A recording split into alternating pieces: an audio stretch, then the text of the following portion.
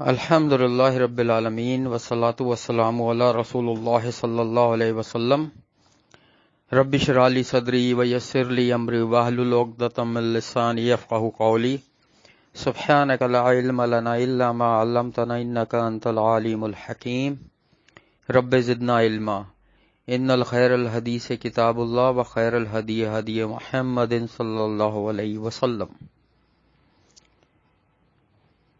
سورہ طٰہٰ ہماری الحمدللہ مکمل ہو چکی ہے، ٹھیک ہے، جس میں ہم نے حضرت موسیٰ علیہ السلام کا واقعہ پڑھا، حضرت آدم علیہ السلام اور بی بی حوا کے متعلق پڑھا، ٹھیک ہے، اور اس کے بعد ہم نے اس میں دنیاوی اور آخروی زندگی کے بارے میں پڑھا کہ کیا اہمیت ہے کس کی، ٹھیک ہے۔ یہ الحمدللہ ہماری مکمل ہو گئی۔ اب ہماری جو سورت انشاءاللہ آج سے سٹارٹ ہوگی وہ ہے سورہ انبیاء، ٹھیک ہے۔ سورہ انبیاء کے بارے میں تھوڑا سا پہلے بتا دیتا ہوں اس کا کہ یہ مکی سورت ہے اور اس میں 120 آیات ہیں اور 7 رکوع ہیں، ٹھیک ہے۔ اور اس کی وجہ تسمیہ کیا ہے؟ وجہ تسمیہ اس کی یہ ہے کہ تقریباً اس میں 17 انبیاء کرام کا ذکر آیا ہے، اس لیے اسے انبیاء کی مناسبت سے سورہ انبیاء کہا جاتا ہے۔ تقریباً 17 انبیاء کا اس میں ذکر آیا ہے۔ اس میں دنیاوی زندگی کا زوال، قیامت کا وقوع، ٹھیک ہے، پھر قرآن کے مختلف جوابات، ایسی کتاب ہے کہ جس میں لوگوں کا تذکرہ ہے، ٹھیک ہے، اور یہ اس طرح کے مختلف ٹاپک کے قرآن کیا کہتا ہے، ظالم قوموں کا کیا انجام ہوا، لوگ بھاگ کر کہاں جائیں گے اللہ سے، ٹھیک ہے، اللہ نے یہ دنیا کھیل و کود کے لیے پیدا نہیں کی، یہ سب انشاءاللہ اس میں ہم پڑھیں گے۔ اب ہم انشاءاللہ شروع کرتے ہیں اور اس سے پہلے انشاءاللہ اس کی قرأت سنتے ہیں۔ اعوذ باللہ السمیع العلیم من الشیطان الرجیم من ہمزہ ونفخہ ونفثہ۔ الرحمن الرحیم اقترب للناس حسابهم وهم فی غفلة معرضون۔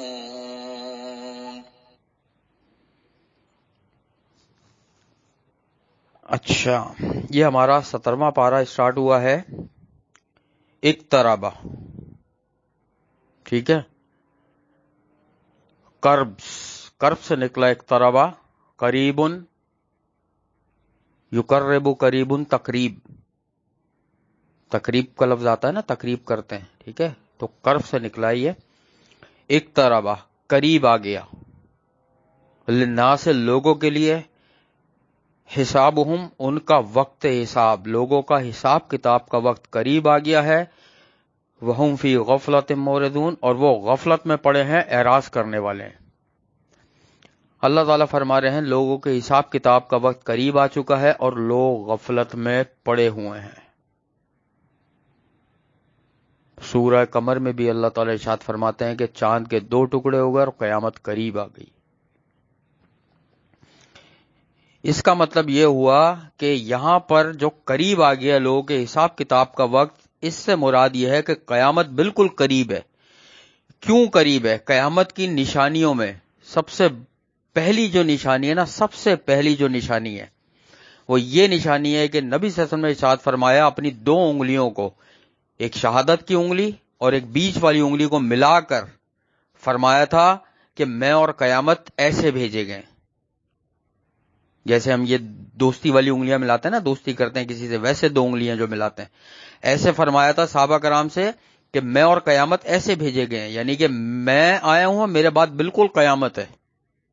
تو سوچو قیامت کتنی قریب ہے کہ نبی صلی اللہ علیہ وسلم کو گزرے ہوئے تقریباً 1450 سوا 1400 سال ہو چکے ہیں دنیا سے گئے ہوئے، وہ قیامت کتنی قریب ہے۔ اور اللہ تعالیٰ اس میں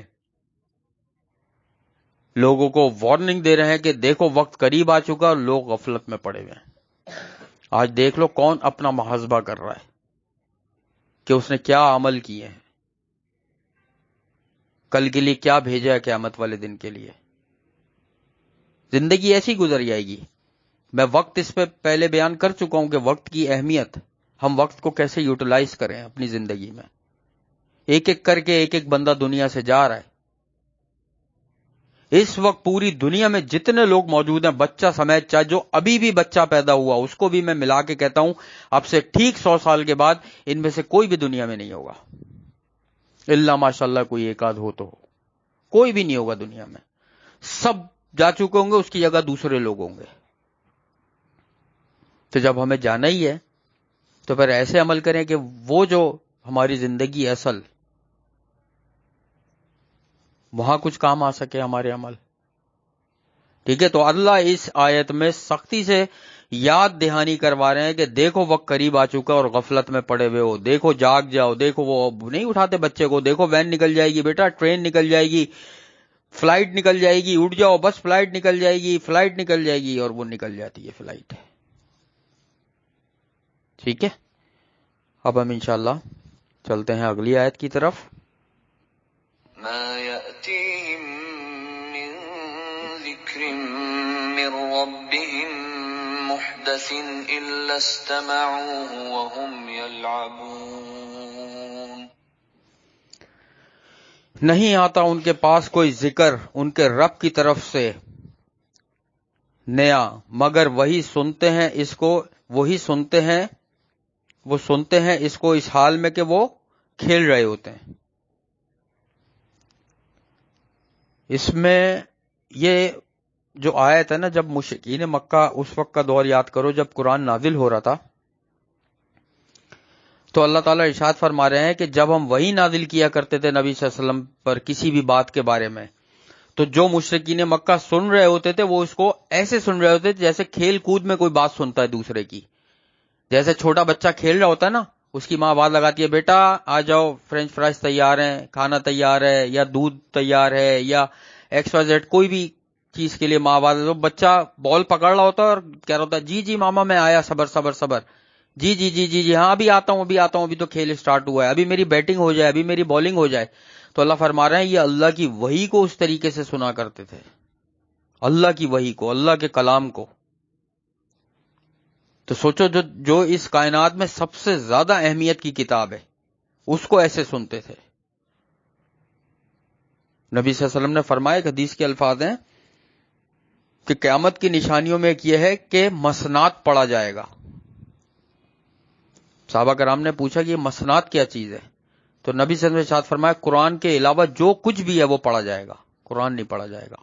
آج دیکھ لو بچوں کے اسکول کے بیگ اٹھا لو، کالجز کے بیگ اٹھا لو، یونیورسٹیوں کے بیگ اٹھا لو، جو لوگ آفس جاتے ہیں اپنے، جو وکیل ہیں LLB کی کتابیں، یا جو انجینئرنگ ہے وہ کتابیں، مطلب مسنات پڑھا جا رہا ہے. قرآن کے علاوہ جو کچھ بھی کتابیں، کتنی موٹی موٹی کتابیں ہوتی ہیں، 2 3 3 4 4 5 5 کلو کی ایک کتاب ہے وہ، پھر کتنا عام ہو گیا کہ وہ پڑھا جا رہا ہے، اور جو اصل چیز ہدایت کے لیے اللہ نے نازل کی ہے اس سے دور ہے. اس پہ میں بتا چکا ہوں کہ نبی صلی اللہ علیہ وسلم دعا کیا کرتے تھے اللہم انی اعوذ بک من علم لا ینفع، کہ ایسے علم سے میں اللہ کی پناہ میں آتا ہوں جس کا کوئی فائدہ نہیں. تو بتاؤ کون سا علم ہے جو قیامت والے دن فائدہ دے؟ صرف قرآن و سنت کا علم ہے، وہ قرآن اور حدیث کا، اور لوگ اس سے دور ہیں. اور انجینئرنگ، کمپیوٹر، IT، اس میں اتنا گھسے ہوئے ہیں کہ اس 10 کتابیں بھی ان کو بھاری نہیں لگتی، اور ایک قرآن اور اس کی تفسیر بھاری لگ رہی ہوتی ہے.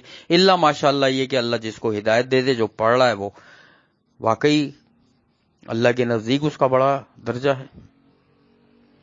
ٹھیک ہے، تو اس طریقے سے وہ کھیل کود میں وحی کو سنا کرتے تھے، اس کی طرف زیادہ دھیان نہیں لگاتے تھے. اگلی آیت کی طرف چلتے ہیں.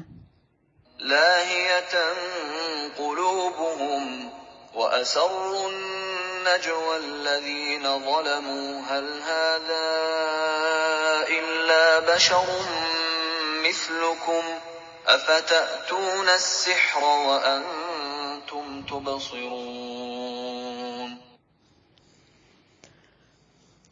غافل ہوتے ہیں ان کے دل، اور چپکے چپکے کیا خفیہ مشورہ ان لوگوں نے جنہوں نے ظلم کیا اور کہا نہیں ہے یہ رسول مگر بشر ہی تم جیسا، کیا پھر تم مانتے ہو جادو کو جبکہ تم دیکھ بھی رہے ہو. یہ اس کا لفظی ترجمہ تھا. ٹھیک ہے. اب اللہ تعالیٰ فرما رہے ہیں غافل ہوتے ہیں ان کے دل غافل ہوتے ہیں. مطلب جب وہ کھیل کود میں سن رہے ہوتے ہیں نا کسی وحی کو تو دل ان کے غافل ہوتے ہیں.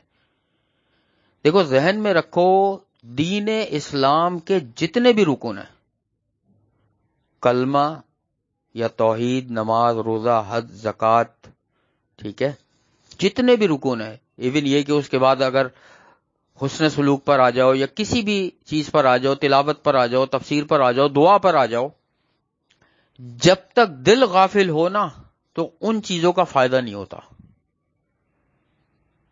آپ پوری نماز پڑھ رہے ہیں، پوری نماز بالکل صحیح قرات کری، آپ نے میری بات دھیان سے سننا، پوری نماز میں صحیح قرات کری، ثنا سے لے کے سورہ فاتحہ سے لے کے سلام تک سب کچھ صحیح پڑھا، دل پوری نماز میں غافل تھا، اس نماز کا کوئی فائدہ نہیں ہے. فرض تو آپ نے ادا کر لیا، لیکن پوری نماز میں آپ یہ سوچتے رہے فلاں دکان، فلاں کاروبار، فلاں بزنس، فلاں پیسہ، فلاں پلاٹ، فلاں یہ، فلاں بچہ، اس کی تعلیم، یہ کیا بنے گا، کون مہمان آئیں گے، کس کے یہاں جانا ہے، کس کی شادی ہے، کس کو بلانا ہے، کیا کرنا ہے. پوری نماز میں اگر یہ سوچتے رہے، سوچو اس نماز کا کیا فائدہ. دل غافل. اسی طریقے سے نبی صلی اللہ علیہ وسلم نے ارشاد فرمایا اللہ تعالیٰ غافل دل کی دعا نہیں سنتا. لوگ دعا تو کر رہے ہوتے ہیں اللہ تعالیٰ سے، دل غافل ہوتے ہیں ان کے، یعنی دل کسی اور طرف لگے ہوتے ہیں لیکن دعا کچھ اور کر رہے ہوتے ہیں. اللہ تعالیٰ وہ دعائیں مقبول ہے اللہ کی ہیں جو بالکل حاضر دل سے، سچے دل سے اللہ تعالیٰ سے مانگا جائے، وہ اس کی اہمیت اتنی زیادہ ہے. اسی لیے میں نے بتایا تھا کہ نماز کا ثواب جو ہے نا 1 سے 700 گنا تک ہوتا ہے. کوئی 700 گنا لے کر جاتا ہے، کوئی 500، کوئی 600، کوئی 200، کوئی 300، کوئی 150، کوئی 50، کوئی یہ، کسی کو بالکل بھی نہیں ملتا. دل غافل ہوتے ہیں. نماز سب نے پڑھی، 100 بندے نماز پڑھ رہے ہیں ایک لائن میں کھڑے ہوئے، سب کا ثواب الگ الگ ہے. جتنا دل جس کا غافل ہے اس کا ثواب کم ہے. تو دل غافل ہوتے ہیں ان کے، اور چپکے چپکے کیا خفیہ مشورہ، انہوں نے چپکے چپکے سے مشورے کرتے ہیں. ان لوگوں نے کیے اور ظلم کیا اور یہ کہا کہ نہیں ہے یہ رسول مگر بشر ہی تم جیسا، کیا پھر تم مانتے ہو جادو جبکہ تم دیکھ بھی رہے ہو.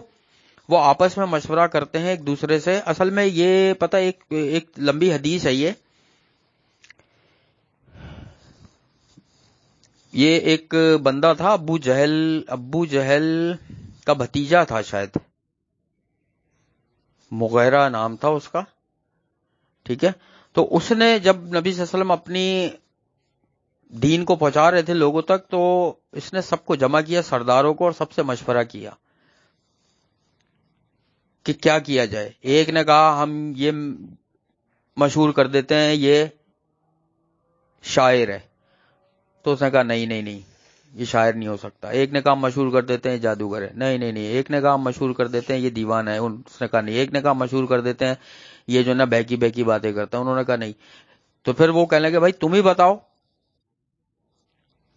تو اس نے مشورہ دیا ایک کام کرتے ہیں، ہم یہ مشہور کر دیتے ہیں کہ یہ جو اللہ کا کلام، اللہ کا نام لے کر لوگوں کو سنا رہا ہے، یہ ایسی چیز ہے جو باپ کو بیٹے سے جدا کر دے گی، بیوی کو شوہر سے جدا کر دے گی، ماں باپ کو بچوں سے، اور بچوں کو ماں باپ سے جدا کر دے گی.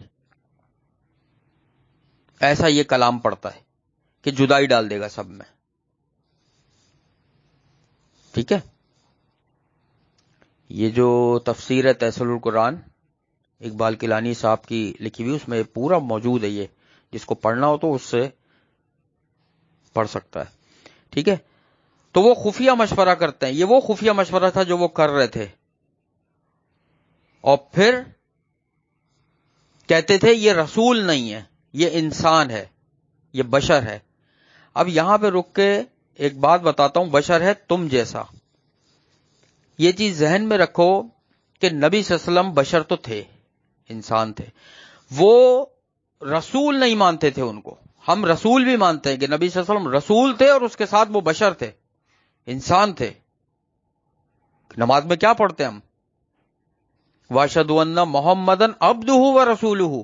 پڑھتے تو ہیں نماز میں ہم، جس پہ شہادت کی انگلی اٹھا کے گواہی دیتے ہیں کہ ہم گواہی دے رہے ہوتے ہیں کہ وہ اللہ کے بندے ہیں اور رسول ہیں.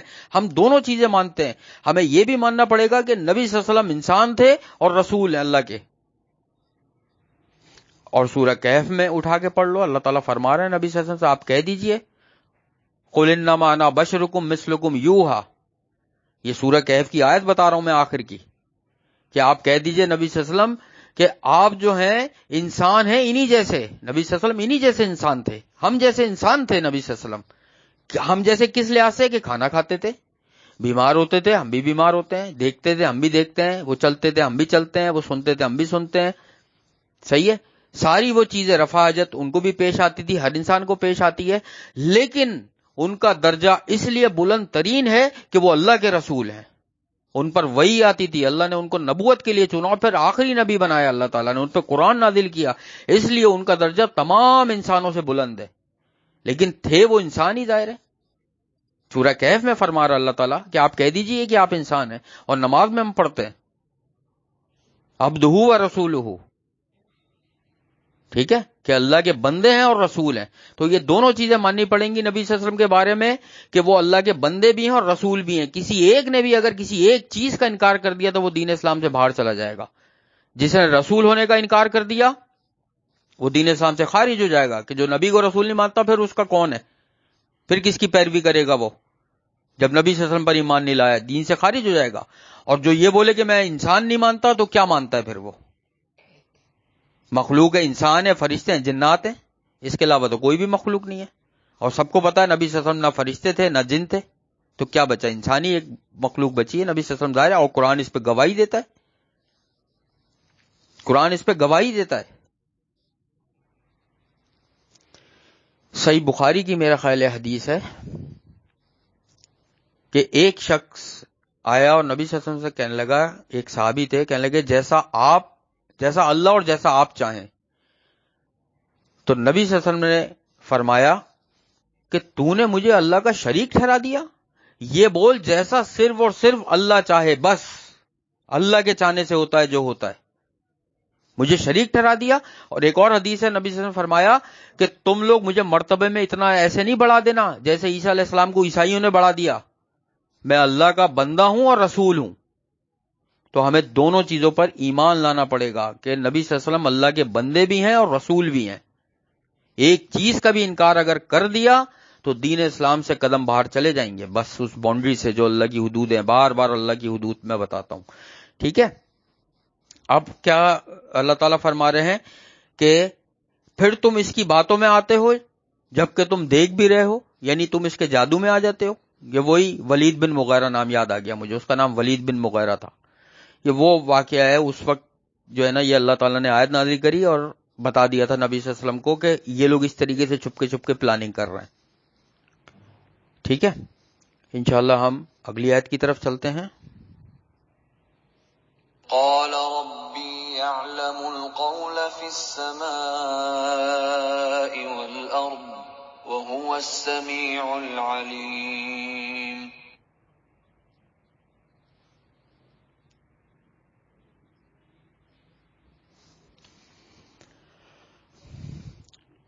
اس رسول نے کہا میرا رب جانتا ہے ہر بات کو آسمان میں اور زمین میں، اور وہ خوب سننے والا اور خوب جاننے والا ہے۔ جب نبی صلی اللہ علیہ وسلم پر یہ تہمت لگائی کہ آپ تو جادو کرتے ہیں، یہ کلام جو آپ پڑھتے ہیں اس سے جادو ہو جاتا ہے، ولید بن مغیرہ والی بات بتائی کہ تو باپ بیٹے میں جدائی ڈال دیتے ہیں، میاں بیوی میں جدائی، وہ تو ان کی سوچ تھی نا اپنی۔ تو نبی صلی اللہ علیہ وسلم ارشاد فرمایا میرا رب جانتا ہے ہر بات کو آسمان میں اور زمین میں، اور وہ خوب سننے والا اور خوب جاننے والا ہے۔ اللہ تعالیٰ ہر بات کو جانتے ہیں جو زمین اور آسمان میں ہے۔ ایک پتا بھی اس پوری دنیا میں کسی درخت کا، چاہے وہ صحرا میں ہو چاہے سمندر کے اندر جو درخت پانی میں لگے ہوئے ہوتے ہیں، ایک پتا کسی کا نہیں گرتا بغیر اللہ کے علم میں آئے ہوئے۔ کوئی انسان، کوئی چرند، کوئی پرند نہیں مرتا بغیر اللہ کی مرضی سے۔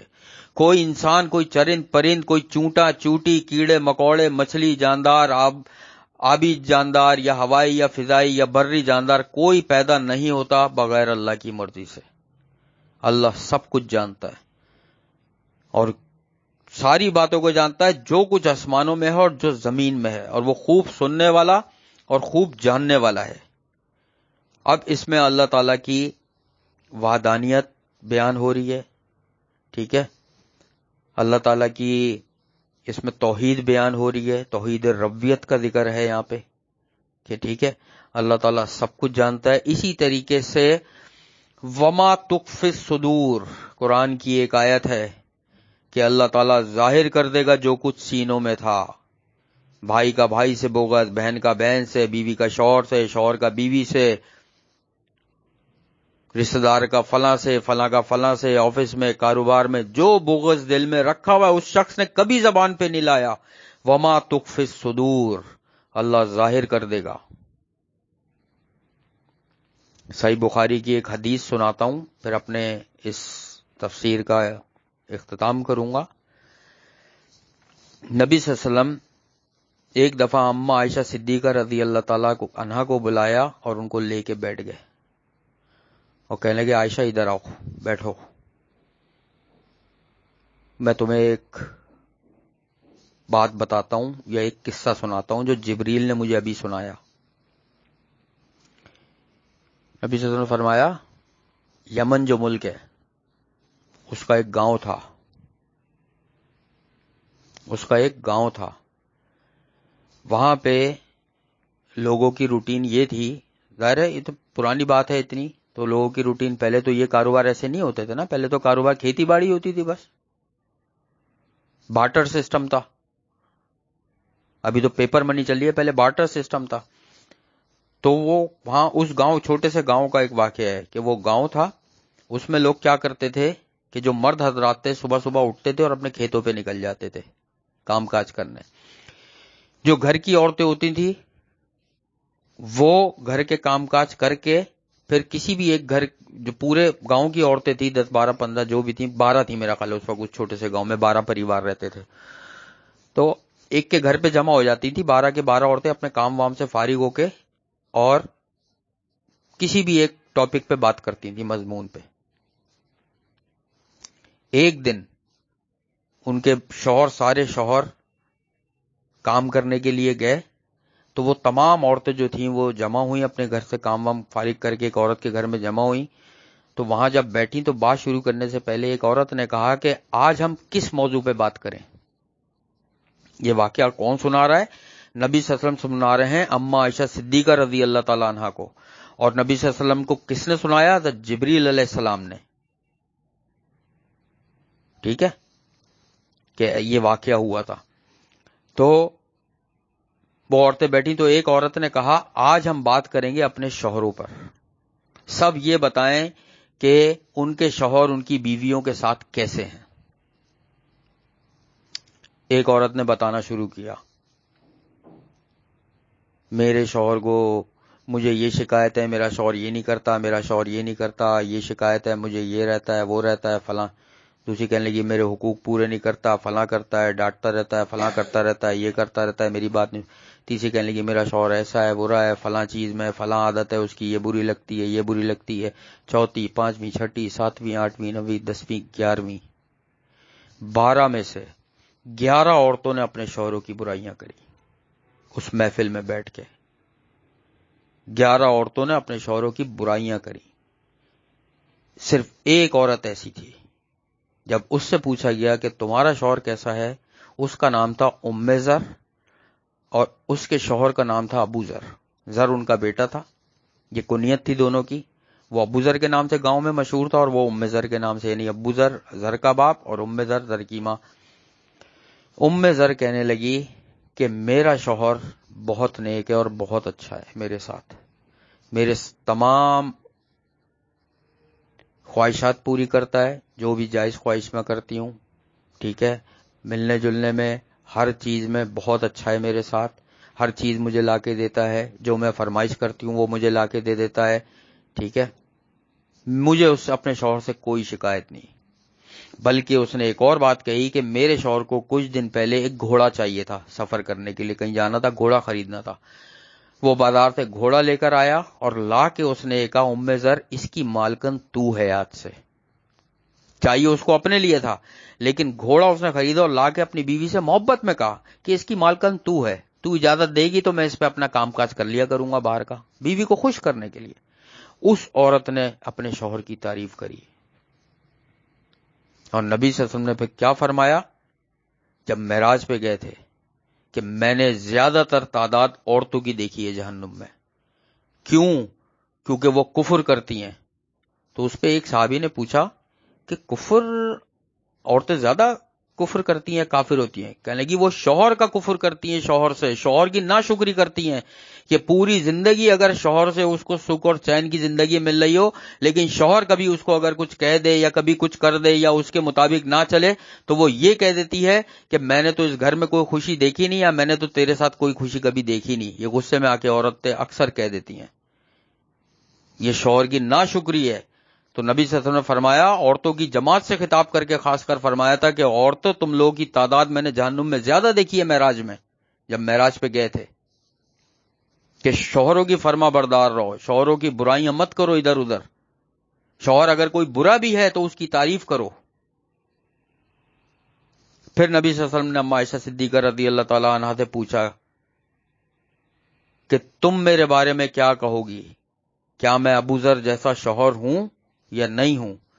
تو اما عائشہ صدیقہ رضی اللہ تعالیٰ نے فرمایا، لاکھوں ابو ذر آپ پر قربان.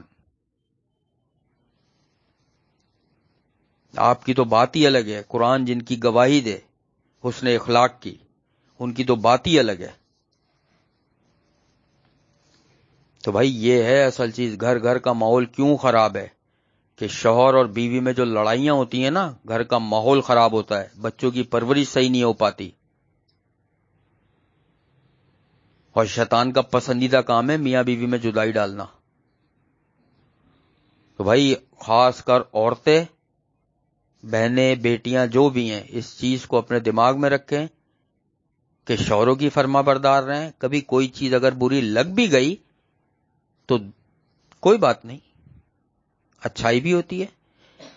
اسی طریقے سے شوہروں کا بھی ہے کہ بیوی کی کوئی بات اگر بری لگ بھی گئی تو کیا ہوا، اس میں اور دوسری اچھائیاں بھی تو ہوتی ہیں.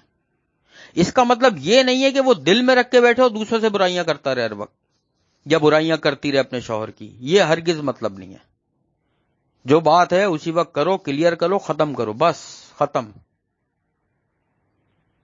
تو یہ خاص کر ایک نصیحت تھی کہ عورتوں کی جماعت کے بارے میں جو خاص کر حدیث آئی ہے کہ نبی صلی اللہ علیہ وسلم نے جہنم میں زیادہ دیکھا تھا عورتوں کو، اور نصیحت کری تھی کہ اپنے شوہر کی دیکھو ناشکری سے بچو، ناشکری سے بچو. یہ عمل بہت خطرناک عمل ہے. کسی دن شوہر اور عورت کے حقوق پر انشاءاللہ اللہ نے چاہا تو میں بتاؤں گا کہ بیوی کے شوہر پر کیا حقوق ہیں اور شوہر کے بیوی پر کیا حقوق ہیں انشاءاللہ. اللہ سے دعا ہے جو کچھ بھی ہم نے پڑھا ہے اللہ تعالیٰ اس پہ عمل کرنے کی توفیق عطا فرمائے.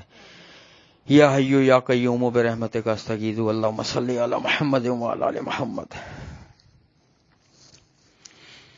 یا اللہ تیرا قرآن جو ہم نے پڑھا ہے میرے اللہ، اس میں جو غلطیاں یا کوتاہیاں ہو گئی ہیں اس کو اپنی رحمت سے درگزر فرما دیجئے. اے میرے اللہ ہمیں قرآن پاک کے مطابق زندگی گزارنے کی توفیق عطا فرما دیجئے. اے اللہ تو ہمارے گھروں میں، ہمارے رزق میں، ہمارے علم میں، ہمارے عمل میں، ہماری اولاد میں، ہماری صحت میں، ہماری نوکری اور کاروباروں میں بے حساب برکت عطا فرما دیجئے. اے اللہ جتنے بھی یہ قرآن پاک کے لیے تو نے یہاں لوگوں کو جمع کیا اور سننے والے ہیں، اے اللہ ہم سب کو اسی طریقے سے قیامت والے دن اور جنت الفردوس میں اسی طریقے سے جمع فرما دیجئے گا. اے میرے اللہ ہم سب کی تمام مشکلات، پریشانیاں، بیماریوں اور آزمائشوں کو دور فرما دیجئے. اے اللہ ہم سب کے تمام کاموں کو سنوار دے اور اس میں برکت عطا فرما دے میرے اللہ. اے اللہ تو ہمیشہ ہمیں قرآن پاک سیکھنے اور سکھانے والے، اس پر عمل کرنے والے اور مسجد آباد کرنے والوں میں شامل فرما دے میرے اللہ. ہماری موت بھی اس حال میں آئے کہ ہم توحید پر ہوں اور ایمان کی حالت میں ہو اور تو ہم سے بہترین طرز پر راضی ہو میرے اللہ. اے اللہ تو ہمارے والدین کے گناہوں کو بخش دے اور ان کے درجات کو بلند فرما دے اور ان پر رحم فرما دے میرے اللہ. اے میرے اللہ ہماری اولادوں کو ہمارے لیے بہترین صدقہ جاریہ بنا دے میرے اللہ. اے اللہ تو ہمارے بہن بھائی، رشتہ دار، پڑوسی اور جتنے بھی یہ سننے والے ہیں، اے اللہ سب کی دعاؤں کو، عبادتوں کو اور ہر نیک عمل کو اپنی بارگاہ میں قبول اور مقبول فرما لیجئے. اے اللہ آخرت میں ہمارا حساب کتاب انبیاء، شہداء، صدیقین اور سلف صالحین کے ساتھ فرما دیجئے گا میرے اللہ. ہمیں نبی صلی اللہ علیہ وسلم کا ساتھ، ان کی شفاعت اور ان کے ہاتھوں سے آب کوثر نصیب فرما دیجئے گا. ہم سب کو ان 70,000 لوگوں میں شامل فرما دیجئے گا جو بغیر حساب کتاب کے تیری رحمت سے جنت الفردوس میں جائیں گے.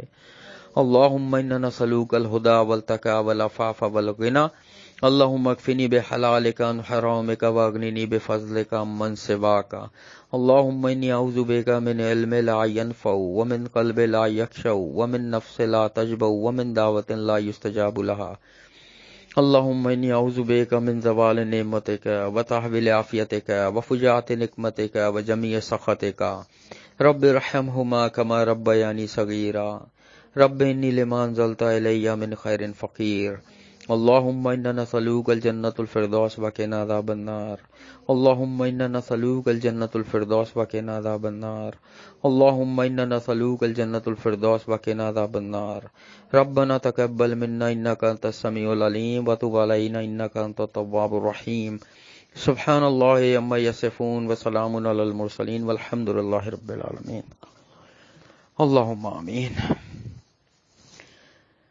سبحانك اللهم وبحمدك نشهد ان لا اله الا انت نستغفرك ونتوب اليك السلام علیکم ورحمۃ اللہ وبرکاتہ